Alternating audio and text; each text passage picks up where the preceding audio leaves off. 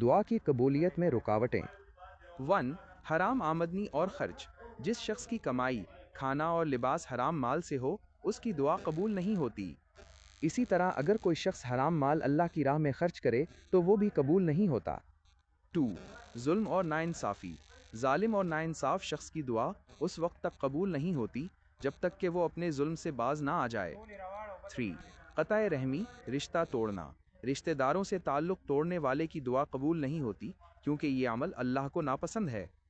4. غفلت اور بے توجہی۔ دعا کرتے وقت دل کا حاضر اور متوجہ ہونا ضروری ہے۔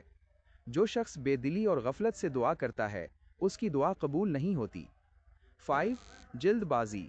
دعا کی قبولیت میں جلد بازی کرنا اور یہ کہنا کہ میری دعا قبول نہیں ہوئی بندے کو مایوسی کی طرف لے جاتا ہے اور وہ دعا چھوڑ دیتا ہے۔ 6. والدین کی نافرمانی۔ ماں باپ کی نافرمانی کرنے والے کی دعا قبول نہیں ہوتی کیونکہ والدین کی رضامندی اللہ کی رضامندی ہے۔ 7. نماز ترک کرنا۔